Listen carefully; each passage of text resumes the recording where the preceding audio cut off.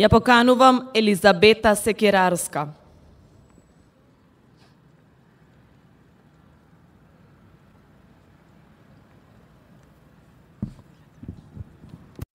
Благодарам, Симона. Добар ден и од мене. Овде сум да зборувам за образованието. Овде сум затоа што сметам дека е крајно време, зборувам за сферата од која јас доаѓам, да навистина сите речеме ајде да разговараме за образованието.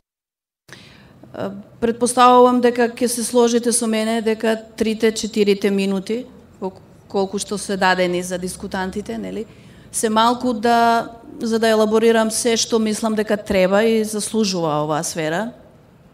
Меѓутоа ќе се обидам што е можно покусо во неколку основни поенти да извечам она што мислам дека заслужува внимание. Ако ги разгледаме сите сфери од нашиот, за жал, се повеќе заболен воспитно-образовен организам, тогаш би тргнала со основното образование и со еден од аспектите кои мислам дека треба да најмногу да заслужува внимание, сигурно.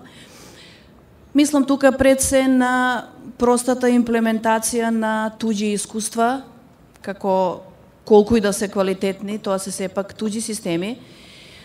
Особено во основното образование се инсистира на тоа да се пресликаат на домашен терен, без оглед на тоа што не се проверени, ниту однапред се земени во предвид можните ефекти од калемење на туѓ систем на услови кои немаат еднаква мерка како таму од каде што доаѓаат.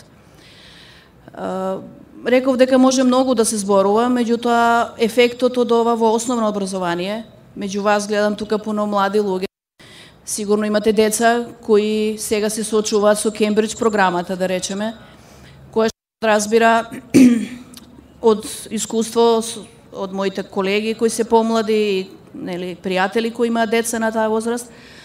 Тоа подразбира повеќе часовна работа дома со плачки, непримерена тежина на материјалот за таа возраст и слично. Ефектот директен секако би подразбрал креирање на еден поглед на воспитно-образовна институција од која тоа дете тргнува како мало и треба да ги изоди натаму сите. Средно образование, тоа е сферата од која јас доаѓам и за која најмногу можам да зборувам. Она што мислам дека е прв погрешен пункт е задолжителноста на основното образование. Знаете дека со закон стана задолжително. Тоа значи дека многу често, за жал и се почесто, задолжителноста подразбира очигледно рефлексија која ќе значи дека детето седи во клупа затоа што мора. Задолжителноста не е врзана за почитување на нормите на училиштето, не подразбира ангажирање за поголем успех, не подразбира амбиција како порано, затоа што е свесно дека со самото тоа што мора да биде тука, мора да издржи и да одседи, место да го даде својот максимум. Високото образование, за жал, е многу актуелно во последниве денови, нели? Она што мислам дека го продуцира ова што сега се случува, стартната позиција е секако дисперзијата на високото образование, која од своја страна придонесе да имаме маса образувани, но необразовани млади луѓе, со сета почит, нели, меѓутоа дисперзијата и покрај во основа благородната идеја, нели, достапност на сите да може да студираат, продуцираше маса млади луѓе со дипломи кои сега немаат каде. За квалитетот во образованието на кое толку се инсистира не би можела, мислам, и не би ни сакала да зборувам, јасно ми е како, и на вас ви е јасно како стојат работите.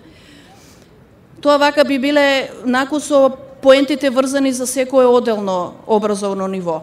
Ако треба да излечам пар поенти што важат за сите образовни нивоа, би се задржала само кусо тука на алатката електронски дневник, од кој што патат сите наставници од основното и средно образование, една истрпувачка алатка која подразбира бдење, паѓање на системот, неможни рокови за внес на сите потребни податоци и слично.